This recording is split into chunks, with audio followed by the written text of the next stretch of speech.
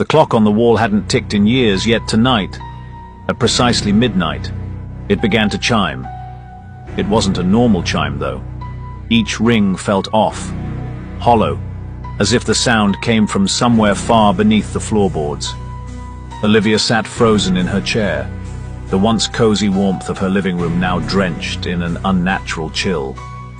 Her eyes flicked to the corner, where a shadow, taller than it should have been, stretched impossibly up the walls.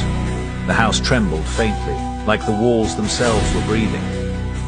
Olivia tried to rationalize the sensation as the wind, but the air was eerily still. Then it came, a soft scratching, coming from inside the walls. It was slow and deliberate, moving closer with every second. Her throat tightened as the sound reached the base of her chair. She didn't look down. She couldn't. The light above flickered twice and buzzed out, drowning the room in complete darkness. A faint scuttling noise whispered in her ears, circling her.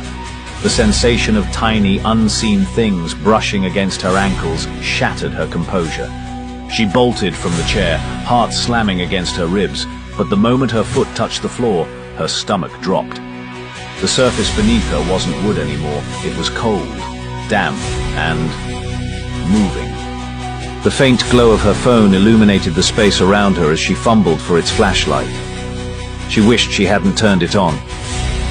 The floor beneath her was a writhing mass of thin, pale limbs that seemed to claw at her shoes. They spread up the walls, their spindly fingers reaching, groping, desperate. She staggered back toward the doorway, only for her heel to collide with something solid. She spun.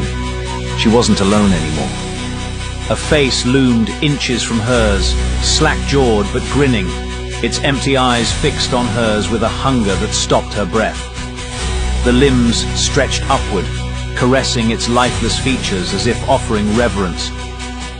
Before she could scream, a hand lunged from behind and clamped over her mouth, pulling her back into the shadows. The last thing she saw was a second identical face emerging from the limbs, smiling wider. Follow for part 2.